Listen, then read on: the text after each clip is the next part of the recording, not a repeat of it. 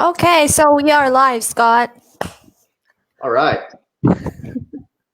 We'll see what happens today. This is our first This is a time. wild experiment. Yeah. So, hi everyone, this is Chika, and I'm a classical saxophone player. I am streaming from Japan from my home.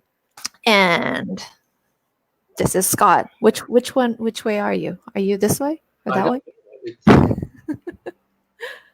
It would be hard to say, uh, but yes, I'm here in Los Angeles.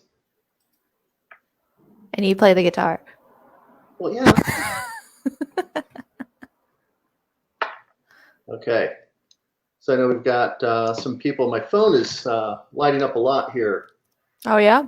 Yes, I've got Fantastic. trying to figure out this live chat with Chica and Scott. No idea how to get in. Um, Oh, okay. Can't so they just go to our Facebook page? yes, see if that is. Although, can they go through here and enter to this chat for StreamYard? Um, I believe not. I think it's better if they're on Facebook. Okay. Yeah. All right. I mean, we can invite people to this chat, Yeah, but we can't let's really. spend a minute doing that. Yeah. So, all right. So we'll just give a few more minutes. I kind of woke up late. And I had a good sleeping in this morning. So And what time is it in Japan? it is 11:03 a.m. Okay, that almost looked bad. You woke up real late. Yeah. Yeah, it's 7 o'clock here. Right. Great. Okay, so Scott, what are we talking about today? Well, we've been talking about how to not fall into a major creative rut in what is essentially a stoppage of live performance and you know uh, music festivals, concerts, everything. It's just all sort of Mm-hmm. stopped. So Mm-hmm. having a little bit of downtime is great, but this is too much. That basically a total lockdown here in California since March. Yeah, so those of you who don't know, um, we are a classical saxophone and guitar duo. And I have been back in Japan since end of March. It's all, well, tomorrow will be my 6 months back home in Japan. Wow. Yeah. And yeah, it's really tough working, especially as a duo like this virtually. And yeah, I thought we would talk about how we're staying creative and what happened since the lockdown and how we are keeping ourselves alive. So, Yeah, absolutely. Well, I guess what we went through when this all first happened was, at least talking to a lot of people I know, creative people, it was sort of similar. It was like at first it was, wow, this is great. Um, we're going to get all this time to practice, and here in LA, I don't have to spend 3 hours a day on the freeway trying to get to the studio or trying to get to my university office to teach. Like, wow, this is going to be great. It's only going to last for a few weeks, but a nice little stoppage, and have some excellent practice and catch up on some projects. And mhm, everything has been so crazy right. for us, for the last couple of years. To have a couple of weeks, we thought this is going to be okay, and then weeks turned into months, and so on and so forth. So I think there was that initial, hey, this isn't so bad. We can do this, and just order a lot of takeout. And now it's gotten to the point where I really, really deeply, truly miss playing for live people. I Mhm. really do. I can't. I don't know when I'm going to be able to walk back out on stage, but it's going to be a beautiful, beautiful moment for sure. And Yeah, I guess one of the things that you and I have been talking about is how how do you stay, really on top of your game as a performer if there are no performances? Mm. Yeah. Well, in my case, it's a little bit different because in Japan, in Japan, they have allowed having concerts. Sorry, I'm gonna close this window because it's getting loud. They've allowed having concerts in middle of July, maybe beginning of July. So July was our, you know, we're finally done with our sort of lockdown. We never really had a lockdown in Japan, but um, they say like refrain from going out in such a passive way. Yeah. Yeah, and yeah, they've allowed having concerts since July. Although back then we could only have about 30% of the audience or something. And now, since this past weekend, they've allowed 50% audience cap. So I've had my first concert in the middle of July, and I had about maybe 3 or 4 concerts since then. So maybe the case is a little bit different for me. Also, throughout March, not March, May, I have a pianist here in Japan, and I've been playing with her almost every day at her music salon called Setsukyo Zal. Um, that's close to my home, and yeah, we've been playing for people who are like hiking around the areas. So for me, I've had a slightly different experience When I do than play on my you. patio for the neighbors. They didn't ask Mhm. for Yeah, it. but they like it, right? Yeah, I actually had one of them stop me. I, walked down the street to the mailbox, and I'm like, that was so beautiful. Like, oh, thanks. And my son is learning saxophone, and they're commenting on that as well. Right. Yeah, yeah. So, there is saxophone in the house. It's just not yours. Well, So, you never know. Maybe you'll be playing the Chika and Scott you know, arrangements with him in he's already a said he'll few be more buying years. parts just in case this pandemic never ends. Hmm. So then we'll Yeah, just work from home.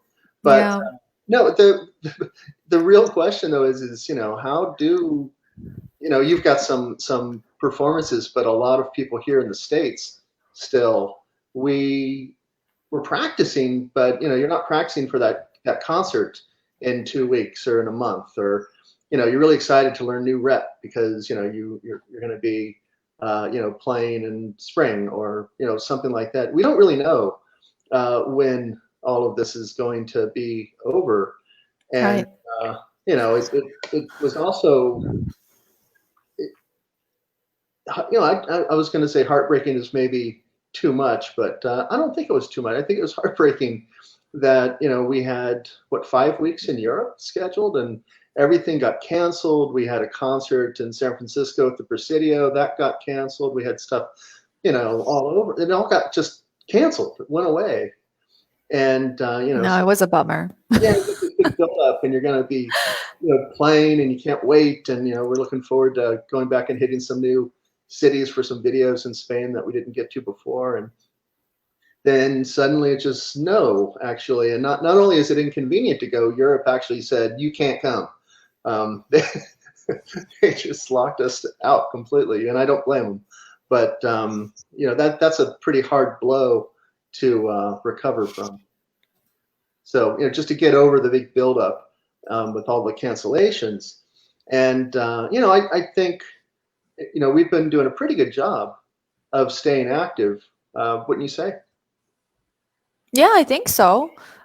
We've actually had a lot of things done since we've been apart. Maybe we we were not really playing together, but we're actually getting a lot of things done as a duo. So I'm really excited about this, and yeah, I'm thrilled about this. So Yeah. Well, it's no secret because we've been posting in social media things like that. But right now, one of the sort of big things we're focused on is getting word out about the new record here.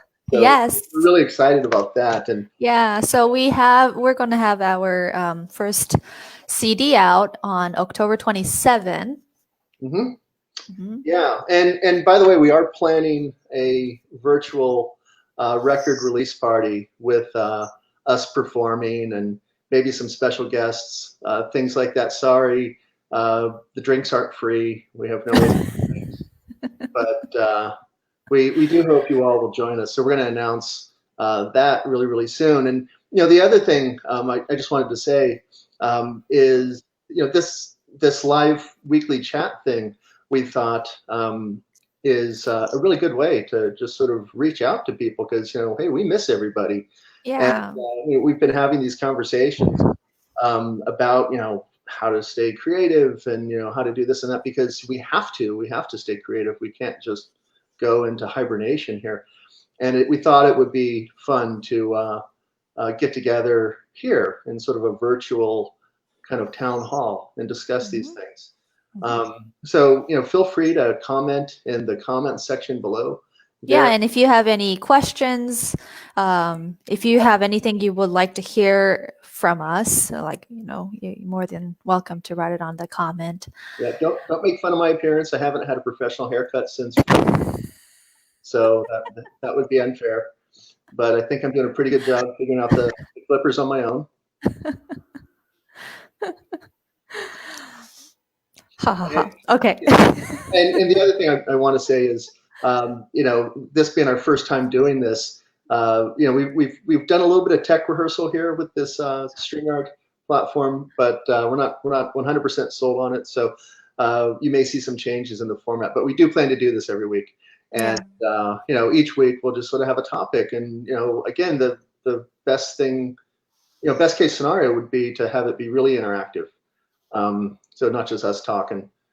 We'd love to hear what you think.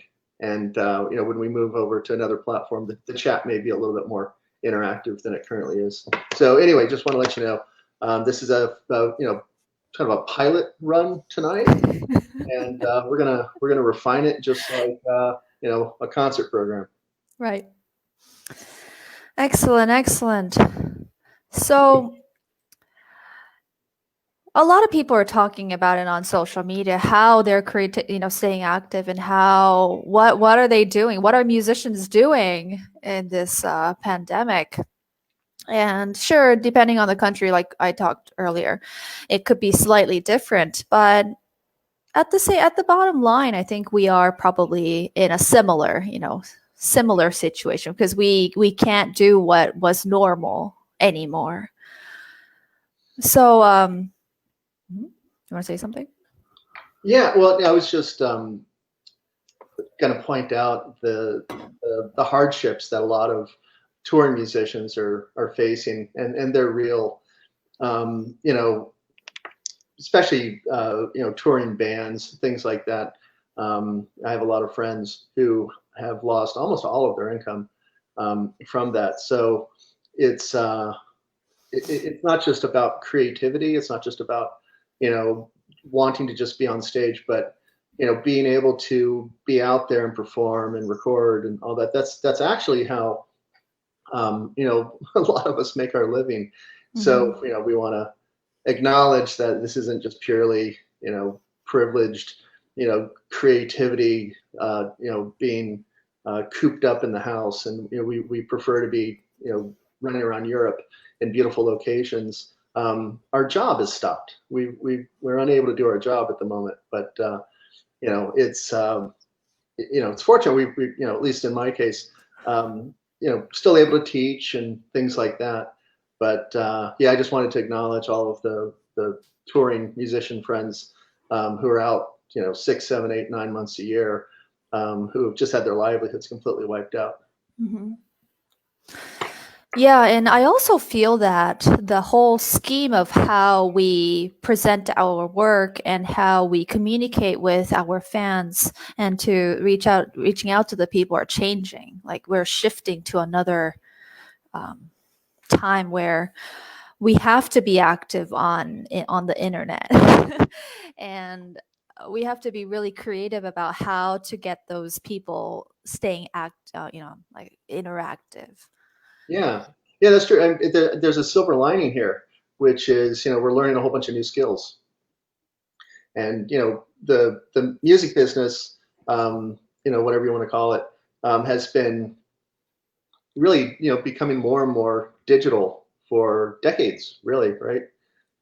So yeah, there might be a silver lining here. So we would have never done this live chat thing had none of this happened, right? Right. Well, thanks to our internet, um, and thanks to the internet, I'm teaching remotely from Japan, teaching the university in the United States from Japan from my home, um, through the internet. I'm doing lessons. I'm teaching an ensemble class. Yeah. um, Well, a lot of people, I don't take a lot of private lessons outside of the university, but my friends who do, they're all major wait lists. They can't teach everybody who's trying to schedule lessons with them. They're just so in demand. So yeah, hey, maybe there's a bright side there, and your students don't necessarily have to be within driving distance. I mean, we've been teaching Skype lessons for years, so that's not totally new. But now you kind of have to, at least in mhm. most places. And yeah, so there is new work that wasn't necessarily there before. So there's Right. a little bit of an upside there. And I'll have to say my digital method books have never been selling better. Because everybody's stuck home and it's like time to learn that musical instrument. Right. Yeah, Yeah. yeah. Little pro note to everybody: write a method book. They're selling great right now. Mm. That's good. Don't write one like mine because I don't need the competition. Thank you.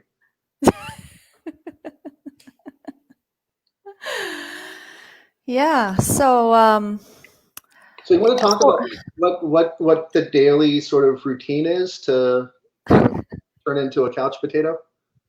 yeah, sure. Do you want to start? Yeah. Um, yeah. Well, one of the first things I did at the beginning of the pandemic was I bought a really nice new couch because I figured we'd need it. Fortunately, I haven't used it quite as much as I. You need that for your creativity, right?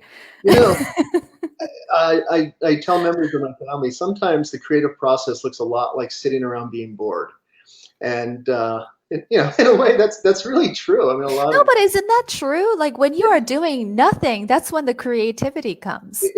there have Well, been a not nothing, but actually when you are like relaxed and peaceful and yeah, no, there's so many people who have written about how taking a walk or taking a shower or just sitting around and doing nothing.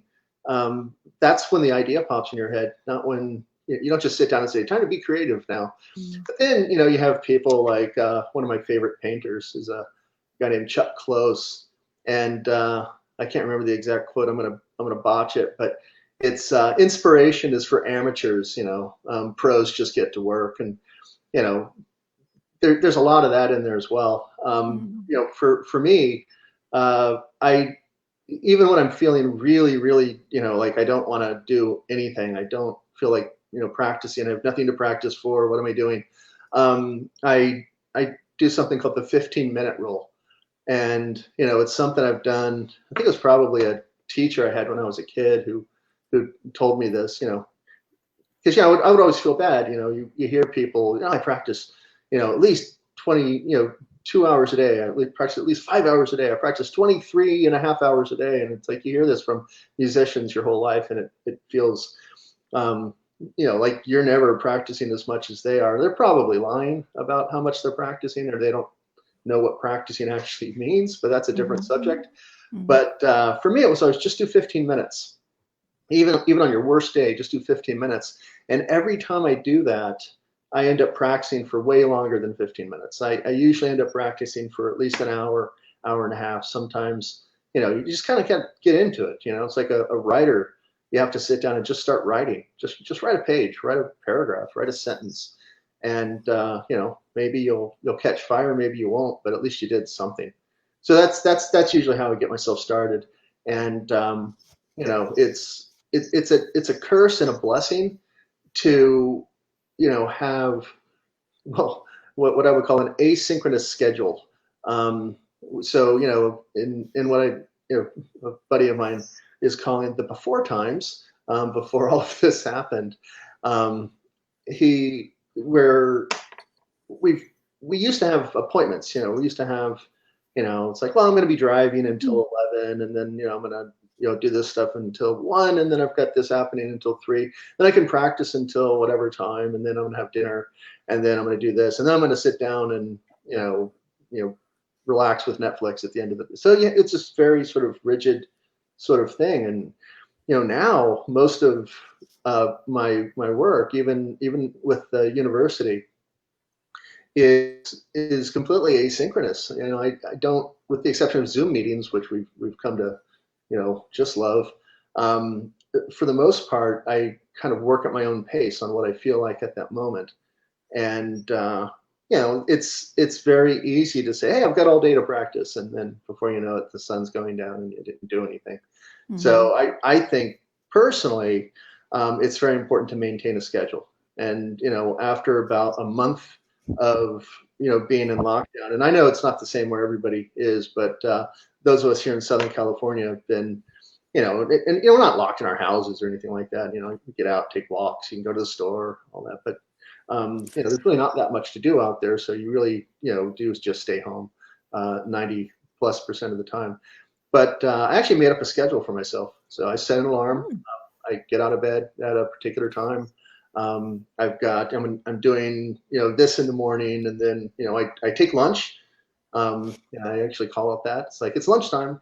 It's not just when you're hungry, but it's like you're at the office, and you've got that scheduled, and I've got my practice worked in there, and whatever else I have to do, it's all kind of worked in. So I think it's really tempting at first just to fall off into this sort of free improv kind of day where you're just doing whatever, but that's a really good way to waste a whole bunch of days. So to stay on some sort of not rigid schedule, but to stay on something recognizable as a schedule really helps a lot. And it also makes you feel like you have a purpose still, and there's a bit of normalcy. Yeah. And, I never thought the apocalypse would be so boring. The movies make it look so exciting, but oh man, it's been one big long slog. So yeah, just stay to a schedule. And Chika and I have been doing a lot of stuff in the summertime in Europe, in Spain mostly, and I have kept the tradition of the siesta. Yeah. So that's part of my schedule as well. Yeah. So those people who don't know what siesta is, in Spain, there is a national nap time. So from about, what time was it? Like around noon to about 3 p.m.? No. It's Was it around 1? Maybe 2 o'clock, 3 o'clock to 6. Oh, okay. Oh yeah. It was that long, wasn't it? Yeah. So all the stores closed. Well, most of the stores closed, not all of them. Yeah. Well, there's that one new one in Granada that ignores siesta, and I boycott that. I think they're well, they were also saying like some of the supermarkets are still being opened, and but as opposed to, for example, 10 years ago, everything was closed or something, something like that. But now they're more, they're trying to be more tourist friendly, so some stores are still open during those siesta time. But basically, we were working in Spain, and everything is closed. We can't play music. We can't, practice. Yep. So we just had to nap. And so around up until maybe 4, I think 6 o'clock was a little too late. Maybe it was like 4 or 5. Yeah, 6 Yeah. It ends at 6. At least that's when the stores open back up. And, Sure. But, yeah, so we all the things we could do was to nap and do paperwork. So I guess I'd Scott, nap. You'll nap. Oh yeah, for sure. Yeah. Because you're napping also because you're going to be up late. You're not having dinner until probably 10. So because it has a lot to do with the heat. Yeah. But here in LA, we've been having a Spanish summer. It's been 90 degrees, 100 degrees. It's just like Spain without the tapa. And vino tinto. No, we have vino tinto here.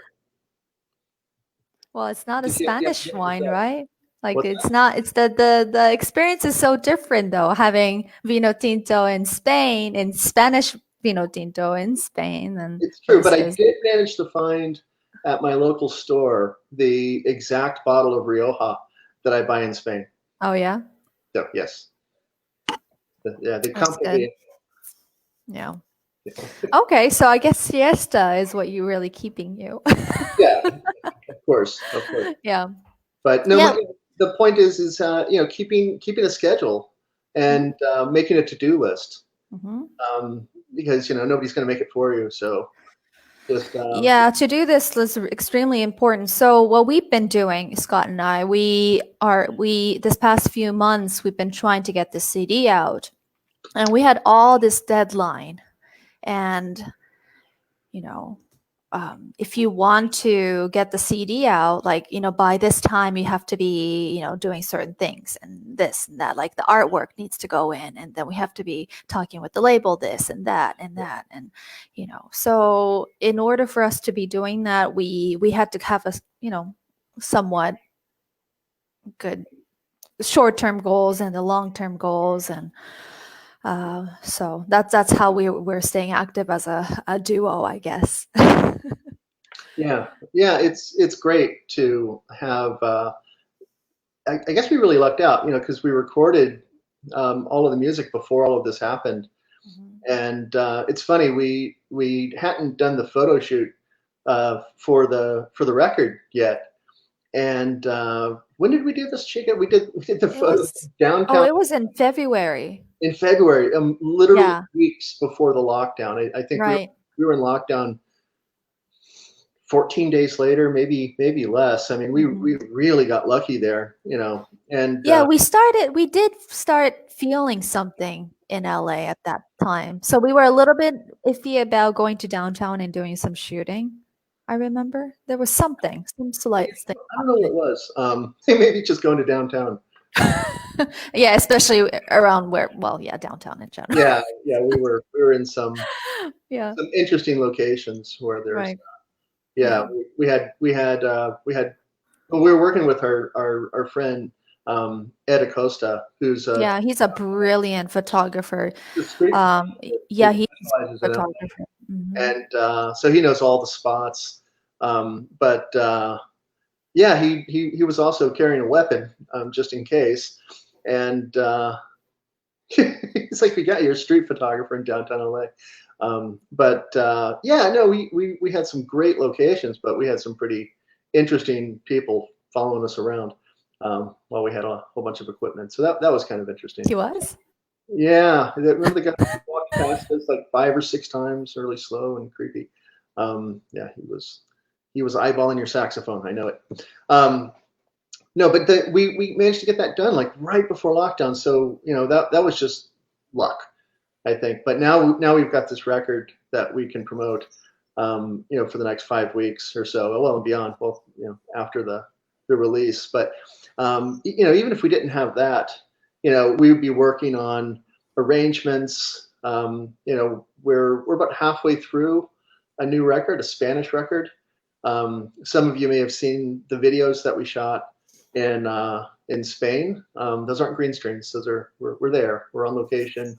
We're in Barcelona in front of the cathedral. We're in Yeah. Girona on the stage. Where the Game of Thrones was shot. If you're a real nerd, you'll be specific and you'll see season 6 of Game of Thrones. Not that I would know that. Uh, a friend might have I told wouldn't me. have known that. I still haven't seen the show. Season 6. Season 6. Yeah. And yeah, we flew out to Mallorca, the island, and then down to Granada and Andalusia, the Granada. That video is on the roof of Pepe Romero's house, by the way. Uh, Yeah, and Pepe was actually sitting oh yeah, down he was there. right off camera, smoking a cigar Yeah. and enjoying himself. And after we were done Yeah. shooting, I think we just drank wine and ate tapas that my wife prepared until about midnight or 1 in the morning or something. Yeah. Yeah. My gosh, that view is just Yeah, amazing. yes, yes. Yeah, but Yeah, he was so very you nice. Yeah, let so if you haven't seen the video, please do check it out. yeah. But yeah, basically, you are across from the Alhambra. So you have this whole view of like a panoramic view. Like you can't get any better kind of view of the Alhambra. So Yeah, yeah, it's a wonderful location, and yeah, so even if we weren't promoting a new record, we'd be getting ready to record, the rest of this Spanish record. So, like I said, we've got about 30 minutes left of music to record and refine those arrangements. So, having a project, and if you don't have a project as an artist, again, to quote, Chuck Close again, inspiration is for amateurs. You got to find a project. Just create something. Just do anything. Start a blog. Start learning how to improvise if you're a classical player. Start learning how to, whatever. There are a million things you could do. Uh, yeah. just don't waste the time. And so for so many years, I've just had friends and myself complaining, oh, we just don't have time to practice. And our students are, it's like, oh man, we classwork and, I've got, a job on top of that and all that. I didn't have time to practice much this semester. Can't wait till I graduate. I'm like, well, you're going to have way less time to practice, later on. I hate to Yeah. tell you this, Yeah. but you always have to carve out that time to practice. Yeah, but the thing is, once you get out of school and you start juggling things, you will learn how to practice efficiently. That's right. Yeah. Yeah, my friend Scott Tennant's trying to get his students to practice less. Because, not all of them. I'm not. If any of Scott Tennant's students are listening, I'm not. This isn't about you. But Yeah. he said in general, a lot of guitar players, young guitar players, they just play all day long, Mhm. but with no real focus. Mhm. And if you practice, And I for can see that because guitar, I know, like what you'll is get tired with it? playing a guitar, but you can breathe normally and you can eat and you can drink and you can, you can go outside and look at this, be outside, right? And play. So I think, I guess as a guitar player, you can keep playing as long as you want to. Yeah, yeah. Yeah. No, I remember being a student at Musicians Institute back in the dark ages, and all of the electric guitar players walking around all day with the straps around their neck. They never took it off. Not to get too graphic, but I walked into a bathroom once and I just saw a bunch of guys lined up against the stall with guitar necks. And I'm like, it really here? Gross. But yeah, 90 minutes of what I call deliberate practice, where you have, like, I'm going to work on, A, B, and C, and I'm going to split that time up, and keep track of what I did and did I make any improvements, and practicing things that you're not necessarily great at. I've been working on my tennis game a lot, and I get out there with a coach twice a week, and I work on the stuff that I'm bad at. I don't get out there and do the stuff that makes me feel good. He's like, Mhm. okay, you need to work on this, and that's what we're going to do for the Mhm. next hour. I'm like, Mhm. okay. To do the same thing with your instrument, work on the things that need work. If you're a shredder scale god, don't spend your afternoon playing scales. That's ego. But your tremolo sucks. You need to work on tremolo, or Yeah. whatever it is. So, work on the part of that piece that you're not so good at, rather than Mhm. that introduction that you can just play in your sleep that makes you feel really good. Don't just play that over and over again. You're not getting anything out of that. Mhm. So yeah, so practicing in a way that makes sense, really deliberate practice, and you don't need to do that. I don't think somebody can focus like that for more than at least a few Right. hours, at the Right. most a few hours rather. Mhm. So when I hear someone say I practice 9 hours a day, I'm like, you know, Yeah, I think when we not were good enough. younger, though, I think when we were younger, we were like, oh, I practiced for 3 hours today, or like I practiced for 5 hours today. And that was kind of like an ego, you know? And you felt like you were getting some work in. But now that I think about it, yeah, that was a good time. And I think I really did get some work done. And I'm glad I did because, I wouldn't be here now as a saxophone player now. But yeah, like you said, I think 90 minutes of practice is really the maximum that I can go right now. Yeah. And I like to split that up. I like to, do maybe 45 in the morning, 45 later in the day. Yeah. You know, And to- um, since you talked about having a project, I have been doing an arrangement project since I've been back in Japan this past 6 months. I've been arranging Beethoven's violin sonatas, Mozart's violin sonatas, Bach's flute sonatas, like so many of the classical composers. Oh, also Dvorak Sonatina. It's a beautiful piece. I'll be posting those things up on my YouTube as well, but and I think in the next few weeks or so. So you might want to you could check that out. Um, but having those projects that is lined up was really a good motivation for me to keep myself active. And luckily I had a pianist who I could play with and do a concert on that program, so I had a purpose towards that. But for example, if I didn't, for example, have a concert, I could be like, oh, you know what, I'm going to publish this and put it on my website. That's another project, and maybe somebody would want to buy that product or use that product in their future concerts. So yeah, that was my project since I've been back. yeah. Like I said, to everybody out there, if you don't have something that you're working on, now's the time. Start that new arrangement. Start learning that new piece. Learn that new program. I'm pretty sure by the time you learn that whole new program, this is all gonna, well, at least be back to 50% capacity in Mhm. the halls. Seeing a couple of questions down in the chat here on Facebook. Walter, hey Walter, my old student Walter. He asked the most important question, which is, "Hey Scott, how are you?" Um, it's surprisingly excellent. Yeah, it's. I'm hearing a lot about a lot of people, family members, things like that. Uh, you know, some friends who don't play music. They don't have something they can do. Some people are just home, and they don't actually have anything to fill the time. So they're doing crossword puzzles and all sorts of stuff. I'd say now is a good time to pick up an instrument. But I'm good. I've got stuff to keep my day full, and I'm much more productive now than when I was wasting 3 hours a day on the freeway. So Mm. yeah, Yeah, you had a long commute I, from home to the I have university. a famous 90 minutes, sometimes 2 hour Gosh. commute. It's beautiful though. I take Malibu Canyon down to Pacific Coast Highway, and then all the way through Santa Monica and the Palisades Yeah. and then it gets kind of ugly for a while. And then I get to the Yeah. eventually. But Yeah. It feels yeah, like those times I was dealing with traffic was like such a long time ago. My life in Los Angeles is such a long time ago. yeah, Um, yeah.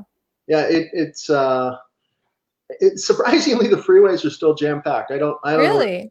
Yeah, I sat in traffic. Uh, I don't even know where I went.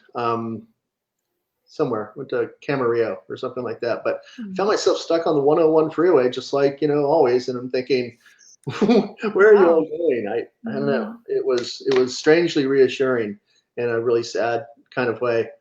And got Zach asking, how do we buy the new CD? Well, you can pre-order it now. I just posted earlier today on the Duo's Facebook page. Yeah, in fact, Martha, thank you. She says I enjoyed hearing what you're doing. I just ordered 2 CDs for Christmas presents. So, Oh, yeah, thank you so much, Martha. yeah, Yeah. you can pre-order now from Naxos Direct, and the link is up. It's there, and you can also go to uh, the record label Samick Music there in London and download the digital version. You can actually do that now.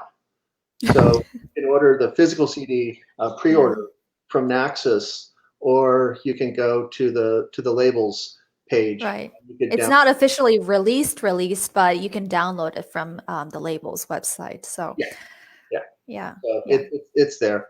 But either way, however you get it, we really appreciate the support, and yeah. we're really proud of this record. Yeah, it's fun to listen to it. Not that I spend all day listening to my own recordings or anything. You do, right? No, I really do. That would be gross. But no, we had such a good time making this record. We did it at Capitol Records in Hollywood, and it was really great. We were in Studio A with We should have a we'll probably have another episode of us yeah, talking about we'll talk, but um let's just the say experience. it was not your usual classical guitar saxophone No. session. Um, We were there how many days in total? Were we there for about five, we six we we days? were there we were there at first for 5 or 6 days, then we were going to Mhm, move over to Nico's studio mhm. in Ventura to finish. Nico Bolas is our And producer. Nico decided the vibe was too good at Capitol, so he just worked it out. So we actually finished everything at Capitol, Right, editing, the whole thing. We did it right. all there rather than move to Mhm. another studio. So So yeah, we were, yeah, so including the editing, we were there probably for maybe total of 6 or 7 days then.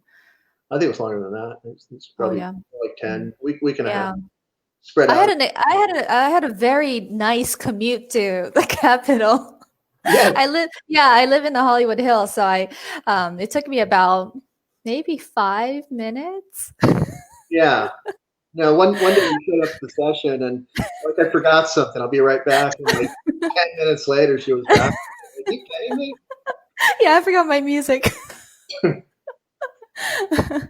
If I hadn't Yeah. forgotten my music, we'd have just canceled the session for the day. No, Um, yeah. but yeah, we've got some real stories from that involve some pretty serious folks from the non-classical world, and Yeah, producers, and some funny things that happen. So yeah, we'll probably spend a whole one of these little episodes talking about that. So we don't want to give too much stuff away there, but it was sure. surreal, to say the very very least.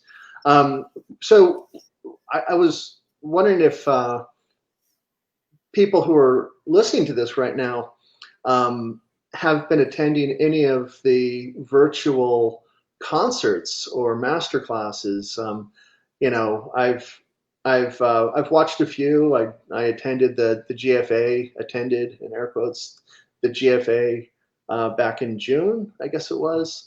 It was supposed to be in Indianapolis, which I was looking forward to because that's where I grew up. But it was all held virtually. All the concerts were, well, everything just happened on your computer screen, and it was great to see these wonderful players, and it was wonderful um, to hear the students in the master classes and all of that. But it, as an audience member, it just felt like I was just watching TV. It didn't have the same feeling of being there. And then for me as a performer, performing to a virtual audience is really strange. Mhm. I was going to say I don't like it, but maybe that's too harsh. But I want to be able to see the audience. I want to be able to feel the audience. It's really hard without the audience there, to feel like you're making a connection. Yeah. You just see this little eyeball thing on your computer screen, and there's a little number next No, to it. even if you were doing a Zoom, even though you can people see people on the Zoom screen, it feels different, right? Yeah, yeah, and you get the little clapping emoji put up next to them, and it's really not the same Yeah, thing. yeah. And then Even there's when I'm doing a class, I know that they're looking at me and they're hearing me, and but yeah, I don't really have the same kind of connection. yeah, no, you don't. And there's a lot of other things like when we're playing in a beautiful hall, that's designed for acoustic instruments, or wherever. If you're at home, I mean, even if you have, the world's greatest set of headphones, or, you know, little setup with, like, I've got reference speakers here, and they're really good, some JBLs. Um, it still doesn't sound as good, as if, I'm there in the hall. Well, most halls, some halls, no, but the really good ones, there's no substitute for being there. The artist is there. If you're on stage, the audience is there. Yeah. That's a beautiful thing. And Yeah. I said at the beginning of all of this, um, I've never missed that so bad. I really haven't.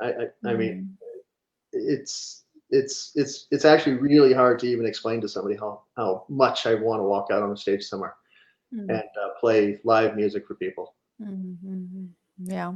Yeah, because now it has shifted from live to more of a, producing contents. Mhm. Yeah. Our lives have become asynchronous. You like that word, asynchronous. I spend too much time in university Zoom meetings. Yeah, I can tell. Yeah. Yeah. Is this a synchronous activity or an asynchronous activity? For the record, we're currently experiencing a synchronous activity. Yes. No. Yeah. A is not. So, yeah. Right. And then if we archive this and someone watches it later, then Yeah. they're doing it asynchronously. You get it? Yeah. Yeah, I get it. Still Yeah. I can't hope you spell I hope you get it. I like yeah, Anyway, everybody gets it. it doesn't, it Yeah. really doesn't matter. But Yeah, yeah, yeah. yeah, I don't know. Anybody listening? What are your thoughts on? I mean, have you attended live performances? Is it? I guess I'm trying to figure out, when we go to the after times, what things might stay. I mean, obviously live concerts are going to come back, but will there be a new, bigger audience for virtual performances that wasn't there before because people kind of got used to Mm, it during this last year? Any mm. thoughts on that? I mean, Yeah. I don't want everything to go online, but I wonder if it's opening up.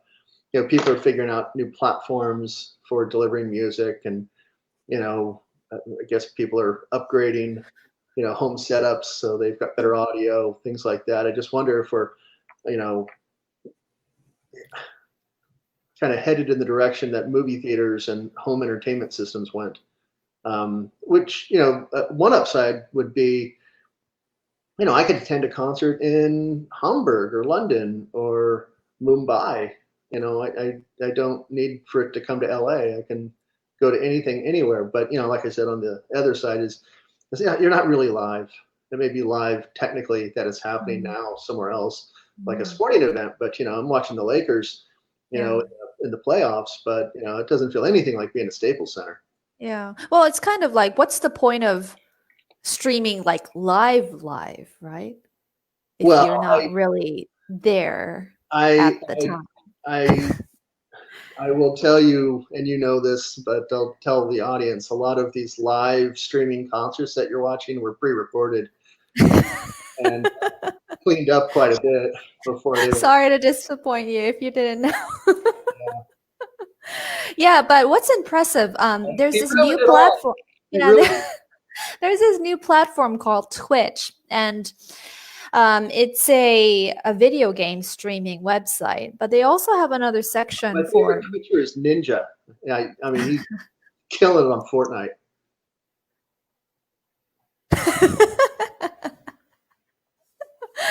Okay, and so I'm starting to see a lot of like DJs and also like musicians playing guitar and singing, or playing the piano and streaming, singing and playing. So I can see that, and they have like a regular schedule. They have a schedule board on their website, and then they have like this day I'll do this, and then on Wednesday I will have like an interview session, and and that's how they grow their fans, because they play music. Yeah, So in a way, that's growing pretty fast now, especially among the young generation, and a lot of young generation play video games. So they go back and forth between the music and then the video game. So I can see that that platform is going to get bigger. Yeah, Yeah, yeah, the for sure. streaming. Yeah. Well, Zach's got a really good optimistic comment here. I like it. Guessing that live will explode once it's safe. So that's the kind of thinking I want. Um, Mhm.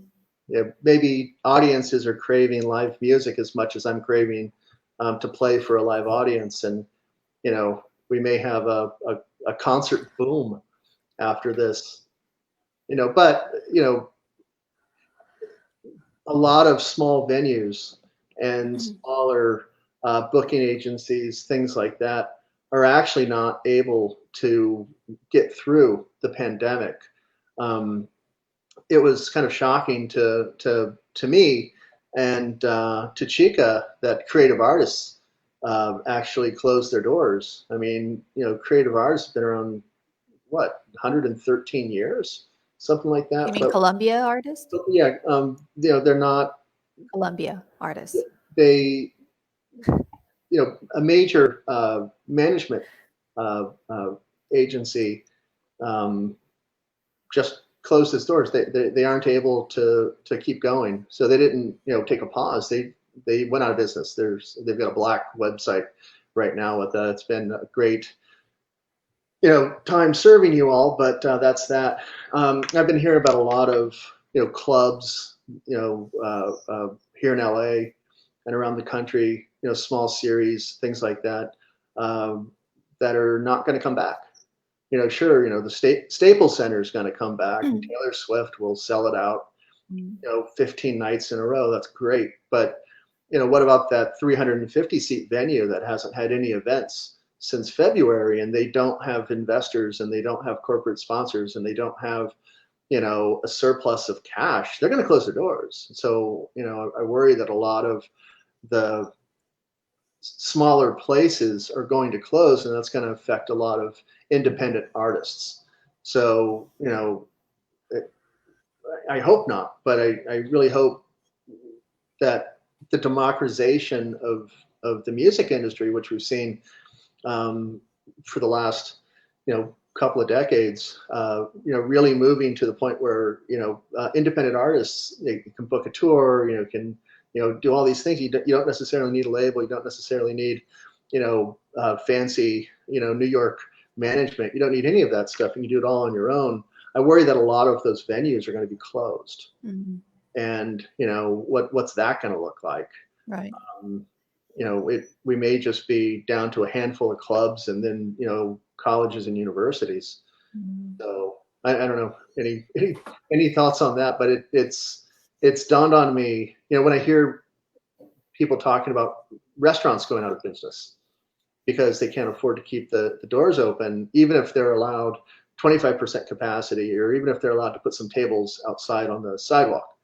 And still they're saying half of them are probably going to be closed permanently. Mhm. Well, these concert venues, they're not operating in America at all. I Yeah. mean, at all. They're not having audiences sit at sidewalks at tables on their sidewalk while bands play. They're just dark, and I worry that they're not going to open back up. Yeah, we just in this era where we really don't know what's going to happen after, or Right, what's going to happen. And right. But if Zach's right, if there's a demand, then maybe this stuff will come back, and maybe it'll be new clubs. Mhm. Maybe Mhm. someone else will pick up that lease, Mhm. and that grumpy old guy who never booked you, he'll be gone, and that new person will be there, and you got every Saturday night for the rest of the year. I don't know. So, but generally speaking, if there's a demand for something, somebody steps up to fill it, right? Yeah. It's all going to be like who will be able to survive this and, you know, k- stay there even after this whole disaster. So, Yeah, yeah. yeah. So it Uh, seems like, even after the recession, right? And even after the Spanish flu, there has always been a comeback of the entertainment. So, when you think about that, No, it's good to look back history and see what. Of course, the situation is not the same, but Yeah. there will be some things that we can take the ideas from and be hopeful about. Yeah. Yeah. No, we're never down, right? And Yeah. the arts are always sort of a canary in the coal mine for everything. We're just sort of used to that. But yeah, I remain optimistic, and the point of this little talk tonight, um, was what are you doing to stay focused and optimistic? And Mhm. uh, you know,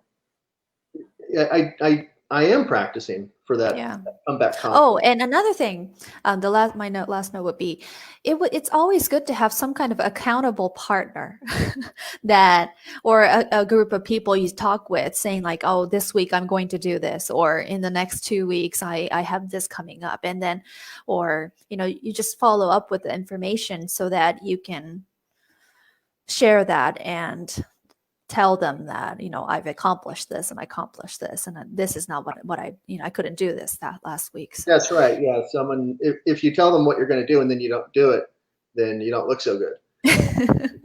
So, or in our case, also, we're working together in a partnership.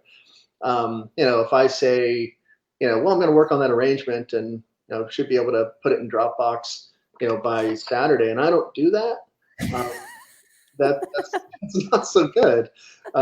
So, if it was just me, it's like, oh, I think I'll finish that arrangement by Saturday, but there's no accountability at all.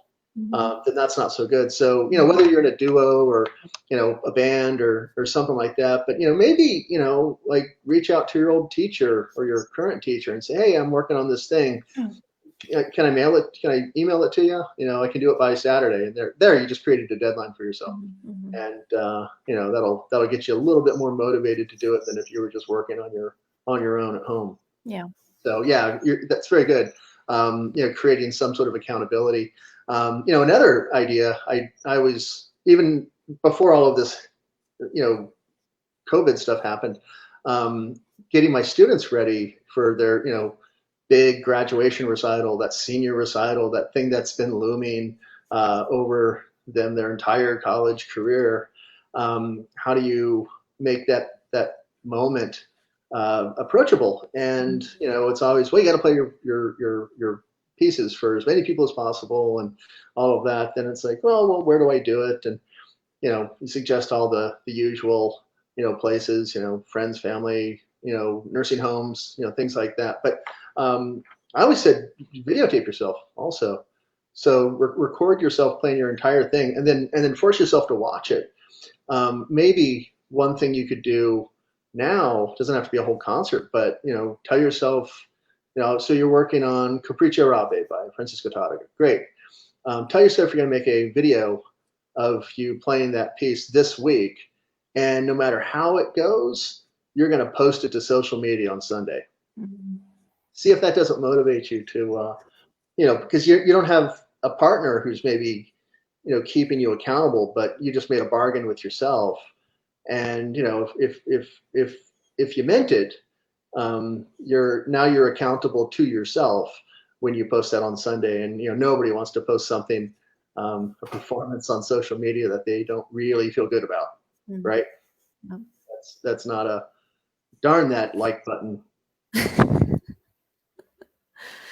Yeah, so there are multiple ways of doing. I'm still, I think I'm starting to get into um the rhythm, but I'm glad I have you, Scott, to talk about this duo and then keeping this work up. I also have um, you know other Yeah, people who I we talk keep each about. other accountable.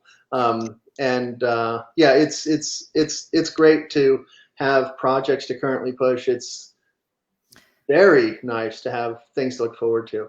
And I think we're getting right about on the hour here, but um, I would say if you're looking for a silver lining in all of this, I for one will never take playing live music with people for people for granted ever again. Hmm. Yeah, ever. I will, I'll tell younger generations when I'm, 80 years old, you don't know what it's like. I lived through COVID-19. You need to appreciate every day. Yeah. I probably already sound like that, but Mm. yeah, I will never take playing live for granted ever again, or even just being in the same room with people to play live music. I'll never take that Mm. for granted again. Yeah. So that gives, Even for one person you're playing for, if there's an opportunity to play live, I think that's a good point, Scott. yeah, at least play without a mask on. Mm. And and saxophonists have real trouble playing with a mask on. Although I did see Oh, that mask did that I did you see my recent post about my new mask? I did. I'm not sure what to say on that one. I appreciate Yeah. the effort. Yeah. Yeah. So, Yeah, for those of that, you who didn't see it, check out our Instagram and no, on I have it on my YouTube. I just did a review on this mask that has an opening so that you can play the saxophone while wearing a mask. So go check it out. It'll be great if you could subscribe to my channel as well. you need the mask if you have a. Never mind. I'm not a genealogist. I'm just gonna say it. Yeah, okay. Well, it's really been a pleasure talking and streaming live, isn't it, Scott? Yeah, no, it's great. I told everybody early on this is kind of a a pilot experiment, whatever you want to call it tonight, and we'll continue to think about what the platform is and all that, but the goal is to make it much more interactive. So if we had Yeah. live real time chat, things like that happening, Mhm. uh, you know. Yeah. Next week we Yeah, we'll were be back again same time.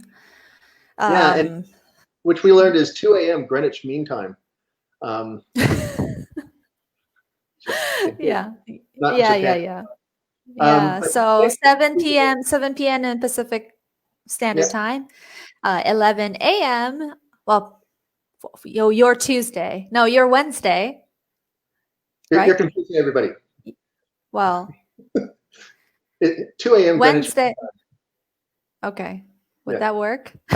Yes. Same time as next. Yeah, same time as this week. Um, Yeah. Yeah. tell your friends. Next week we're gonna do a deep dive into plain chamber music, and we're gonna talk about creating arrangements. We're gonna talk about you know practical things like how do you match a guitar with a saxophone when a saxophone is so loud and a guitar is so quiet. So a little bit about equipment, things like that. Yeah, a little, and also a little bit about how to play the saxophone. Little volume down so I can match with the guitar. Yeah, Things yeah, like that. yeah, exactly. Yeah. So that's what's planned for next week, and we will hopefully be back here, with at least this setup, but maybe we'll come up with something that works a little bit better, a little bit cleaner. I know I've got an annoying delay over here, which is really distracting. Everything on the video is about 10 seconds ago, which is weird. Yeah, well, you have to ignore that. Yeah. Okay. Well, thank you everybody for watching. We'll be back next week. Okay. Yep. See All you, right. everybody. Bye. Bye.